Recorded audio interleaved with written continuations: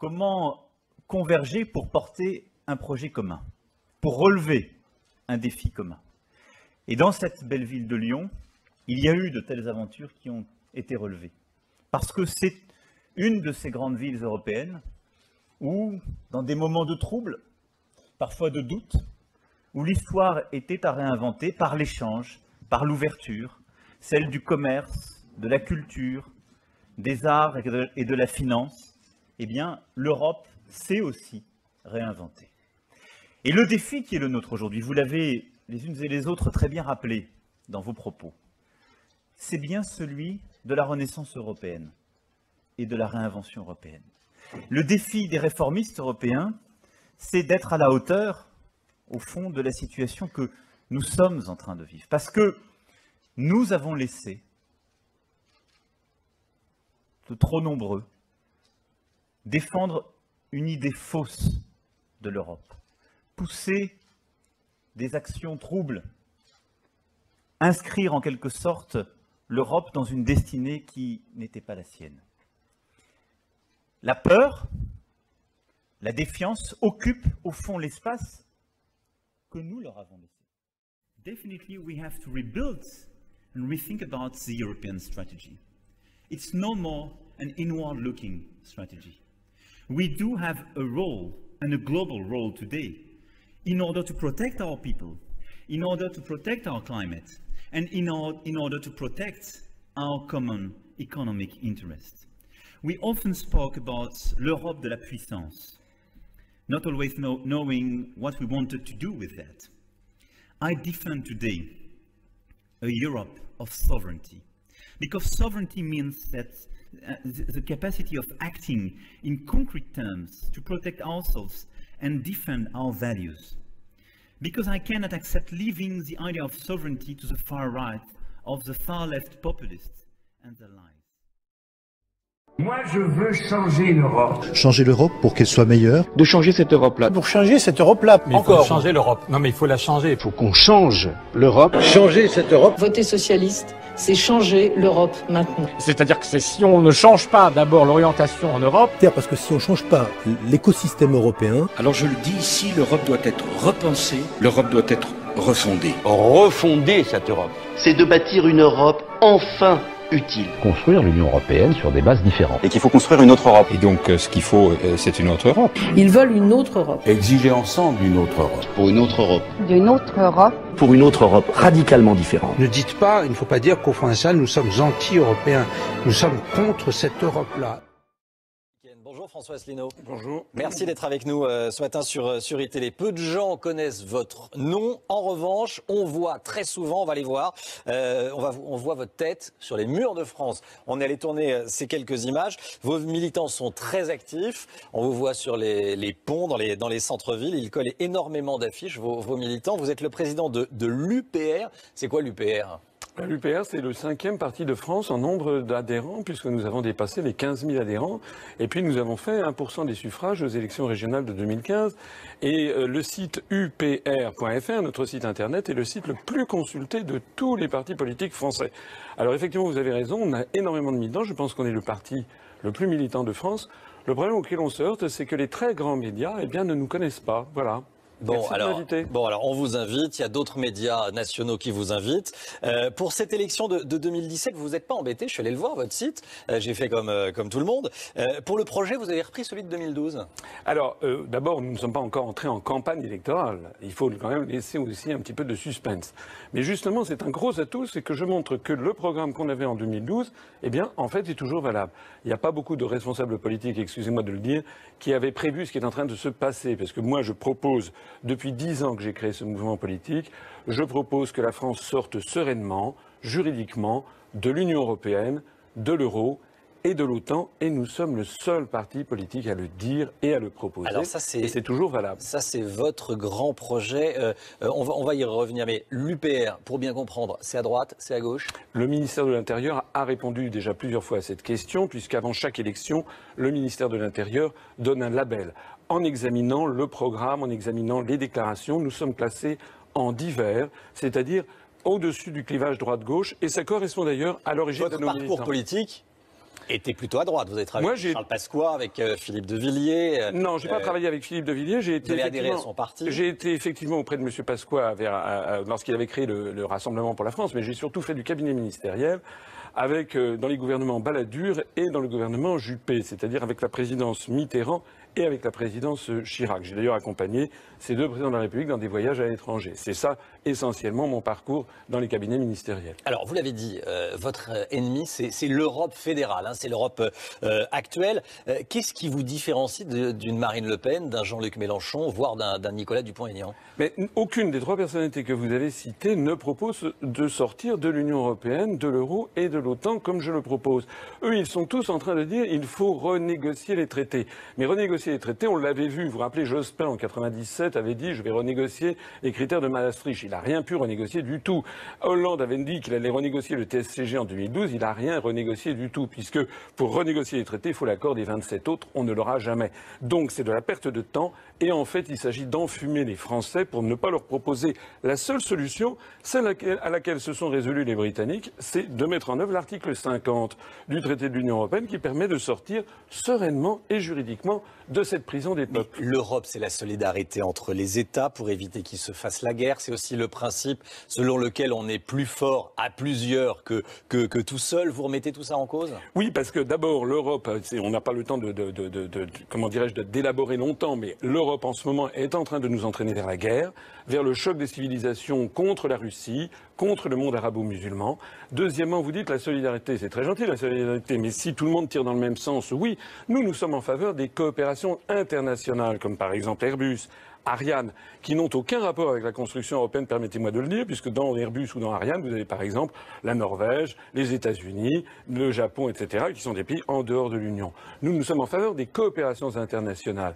Mais l'idée que l'on va fusionner 28 États parce qu'ils sont sur le même continent est une idée absurde, parce que nos intérêts nationaux sont légitimement totalement divergents. Il n'y a aucune raison d'aller dans cette direction. Vous avez tenté d'être candidat à la présidentielle de 2012, vous n'aviez pas réussi à avoir vos signatures. Parce que nous étions tout petits, nous avions 700 adhérents à l'époque, c'était un... Et là, vous en revendiquez 15 000.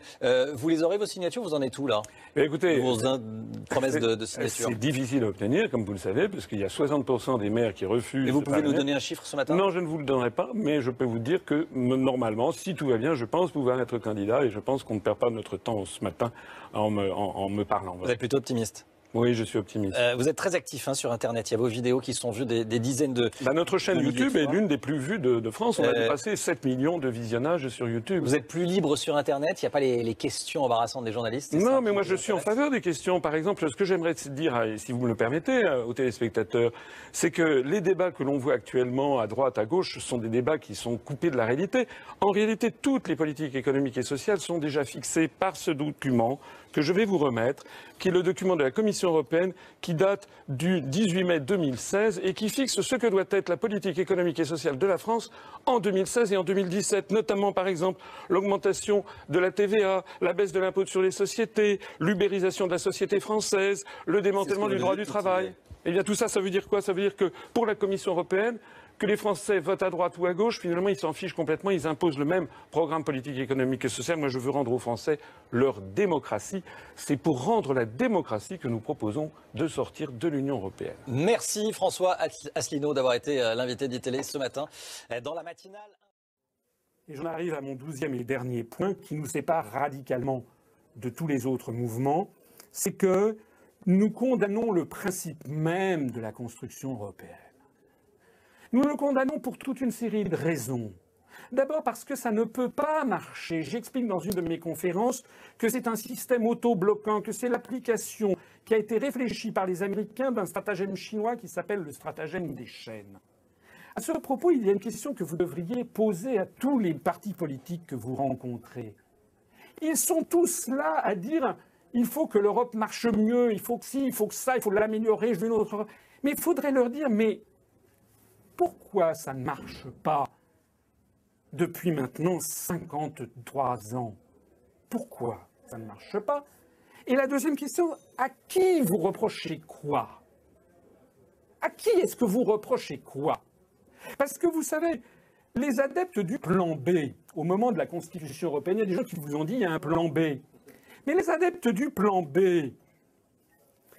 ils ont fait croire aux Français qu'en réalité, il y aurait une espèce de petite faune malfaisante, petite élite, qui se serait ingéniée à faire une Europe contraire aux intérêts des peuples, mais qu'une fois on se serait débarrassé de cette petite élite malfaisante, tous les peuples d'Europe tomberaient dans les bras les uns des autres, auraient évidemment les mêmes intérêts.